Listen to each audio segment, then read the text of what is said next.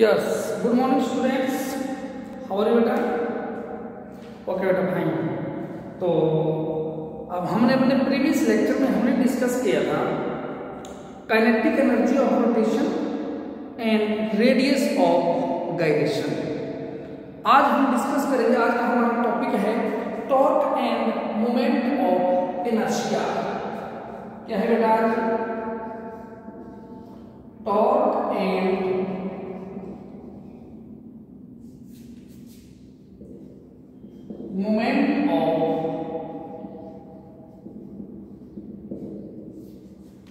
Moment of inertia. हमें torque का भी पता है, टॉर्क क्या होता है, और मोमेंट ऑफ इनर्शिया का भी होता है। टॉर्क क्या होता है?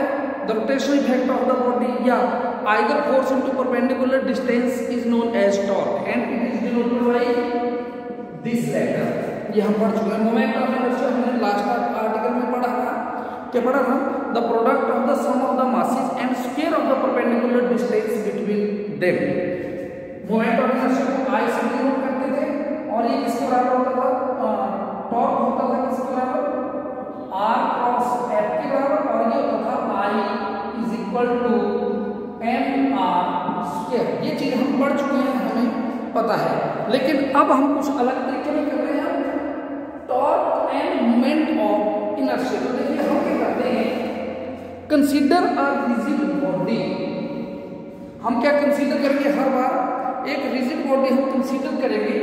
मान लेते हैं ये एक रिजिड बॉडी है, ये इसकी एक्सिस ऑफ रोटेशन है और ये इसकी एंगुलर एक्सेलरेशन है alpha, which is made up of n particles. किससे बनी हुई है बेटा? ये n पार्टिकल्स से बनी हुई है। मान लेते हैं जो n पार्टिकल उनके मासेस हैं m1, m2, m3 so on mn and their perpendicular distance rn। देखिए क्या किया हमने, consider a rigid body which is made up of n particles of their masses m1, m2, m3 so on mn and their perpendicular distance from the axis of rotation is r1, r2, r3 so on rn। ये हमने यहाँ पे एक assumption ले ली कि मान लेते हैं ये ऐसा है, तो हमने लिया कि let m1, m2, m3 so on mn be the masses of particles and having r1, r2, r3 so on rn be their perpendicular distances from axis of rotation. As body is rotating about the given axis, so its angular acceleration will remain constant। जो इसकी angular acceleration है बेटा वो क्या रहेगी? remain constant। अगर constant रहेगी but linear acceleration will be different। तो let a1, a2, a3 so on an be the linear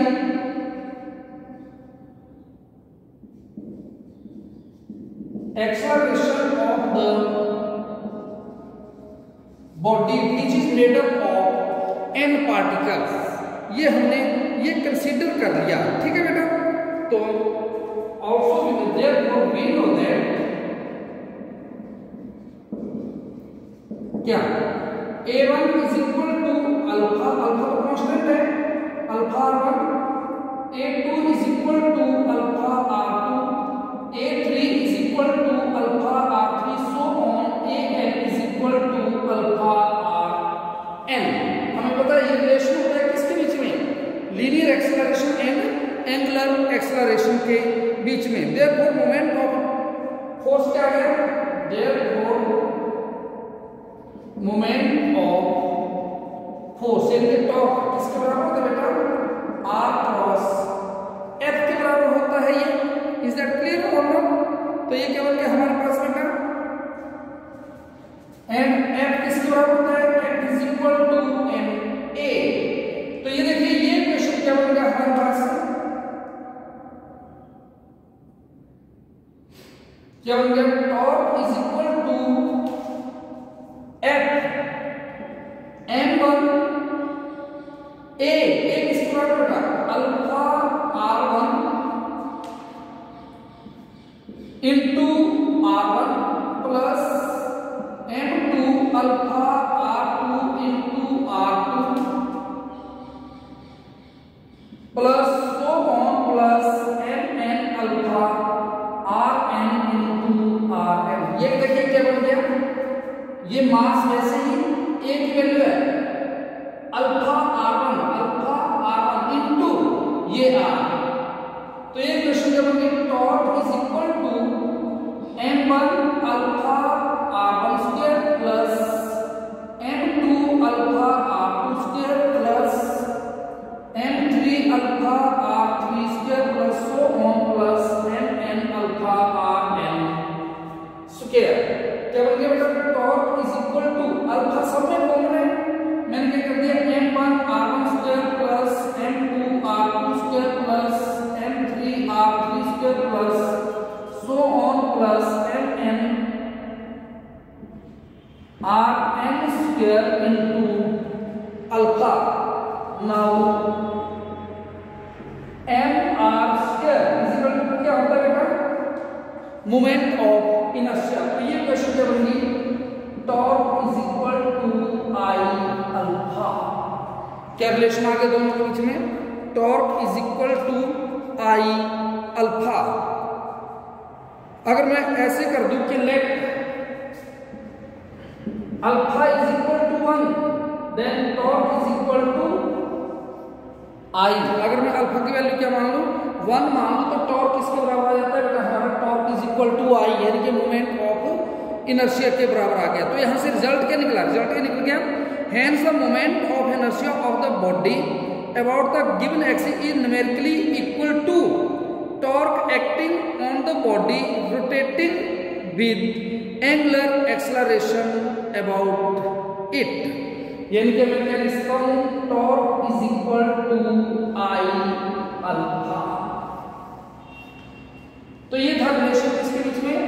torque and moment of inertia. अगला टॉपिक हम डिस्कस करते हैं angular momentum and moment of inertia. दूसरा है angular momentum and moment of inertia.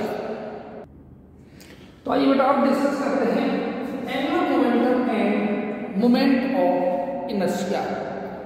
Same वही बात, consider a rigid body which is made up of n particles।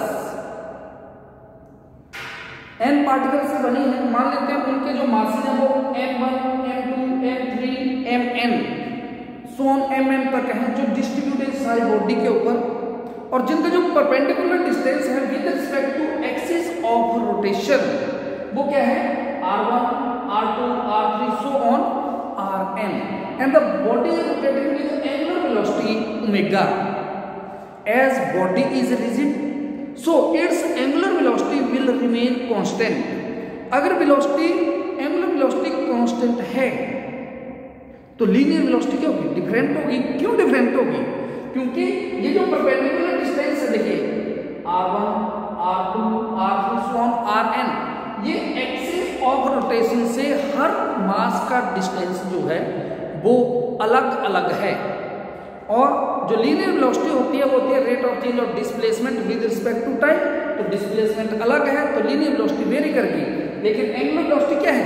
Constant है। वो तो सारे पार्टिकल इकट्ठे मूव करेंगे सारे इसके ऊपर, सो इसकी जो एंगुलर वेलोसिटी है वो कांस्टेंट है, बट लीनियर वेलोसिटी क्या है बेटा? वो डिफरेंट है। तो हम मान लेते हैं कि late v1 v2 v3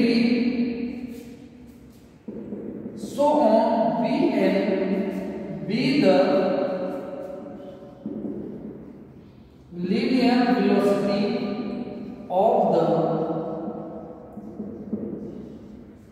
particle v1 v2 v3 so on कर दिया तो इसका मतलब डिफरेंट है। एंड ओमेगा बी द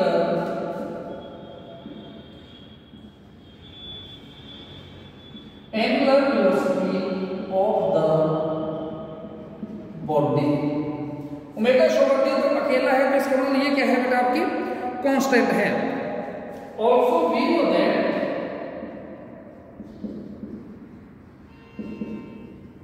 क्या v is equal to omega, ये रिलेशन है लीनियर वेलोसिटी और एंगुलर वेलोसिटी के बीच में।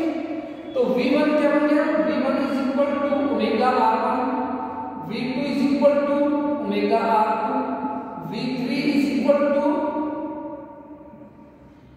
Omega r3 so on, vn is equal to omega rn।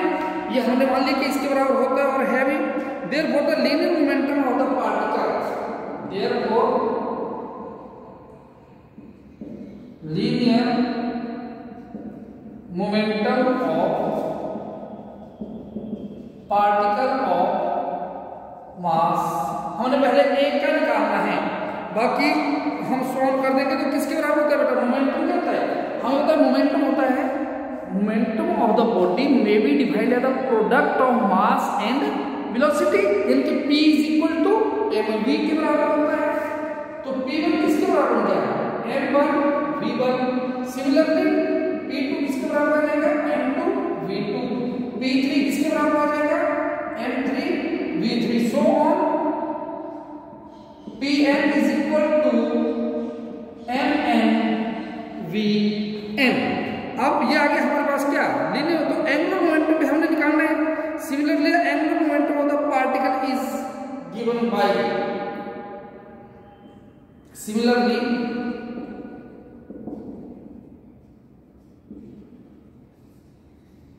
Angular momentum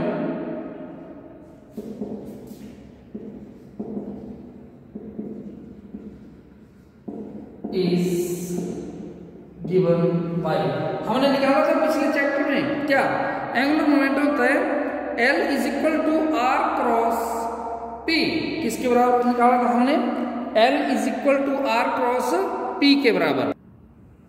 क्या बन गया बेटा, क्या बन गया, L is equal to R cross P। तो ये क्या बन जाएगा, देखो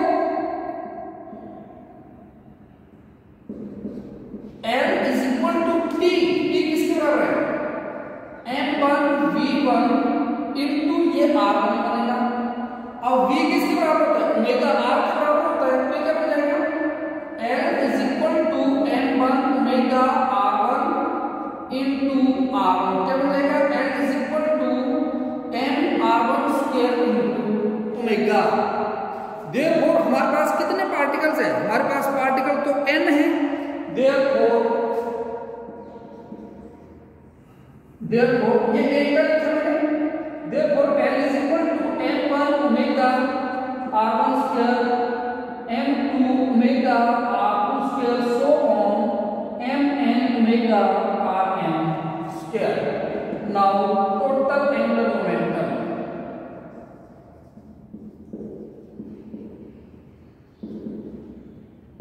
इज गिवन बाय, क्या बन गया बेटा, L इज इक्वल टू, अब हमने निकालना है क्या, टोटल एंगुलर मोमेंटम निकालना है, हमारे पास क्या बन गया, m1 omega r1 square plus m2 omega r2 square plus m3 omega r3 square plus so on plus mn omega rn square. क्या लिखा जा सकता है, L is equal to m1 r1 square plus m2 r2 square plus so on mn omega rn square into omega. ये किसके बराबर होता है बेटा, n, मैंने इसको ऐसे लिख दिया, n is equal to summation I is equal to 1 to I is equal to n mi ri square, और यहाँ पे आ गया ओमेगा mi r, ये किसके बराबर होता है, summation I is equal to 1 to I is equal to n mi r i स्क्वायर is equal to I moment of inertia के बराबर होता है, तो ये इक्वेशन क्या बनेगी, L is equal to I omega. क्या होंगे बेटा हमारे पास, L is equal to I omega. If omega is equal to 1 then L is equal to I. किसके बराबर होंगे बेटा ये, L is equal to I. तो रिजल्ट क्या निकल गया, मैं ये लिख सकता हूं कि hence the moment of inertia of the body about the given axis is numerically equal to the angular momentum of the body rotating with angular velocity about the given axis, and L is equal to I omega। ये आगे बेटा आपका क्या, angular momentum और moment of inertia के बीच में relation ना क्या है, ये दोनों क्या है, आगे हम रिलेशन निकालेंगे इन दोनों के बीच में, relation between torque and angular momentum of the body निकालते हैं। नेक्स्ट है बेटा आपका relation between torque and angular momentum, relation between torque and angular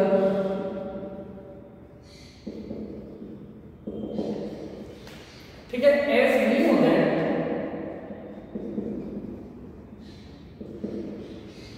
क्या जानते हैं हम, torque is equal to I alpha, क्योंकि हमने differentiating both side with respect to time, क्या करते हो दोनों side with respect to time में डिफरेंशिएट कर दो। सॉरी टॉर्क नहीं, क्या होता है L, गलत लिख दिया मैंने, सॉरी, क्या होता है, as we know that L is equal to I alpha, differentiate करने के बाद क्या होता है, dl over dt is equal to I d alpha over dt।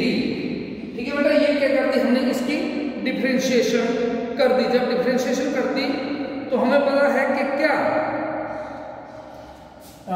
dl over dt rate of change of angular momentum with respect to time, ये क्या होता है, rotation effect of the body, क्या होता है, torque, and d alpha over dt किसके बराबर होता है बेटा, बताइए, गलत कर दिया हमने, d I omega, L is equal to I omega, और ये क्या होता है, डी ओमेगा और डी टी किसके बराबर होता है, ये होता है अल्फा के बराबर। सॉरी इस बात के लिए L इज इक्वल टू क्या होता है, आई ओमेगा, डिफरेंशिएट किया बोथ साइड के रिस्पेक्ट टू टाइम, क्या होगा, d l over d t is equal to I d omega over d t, क्या बन गया, dm over dt is equal to torque and d omega over dt is equal to alpha, then this equation become torque is equal to I alpha। क्या हो गया ये, तो this was the relation between torque and angular momentum। तो बेटा ये आपने करना है। ओके बेटा, thank you. If you have any problem you can ask me। Okay.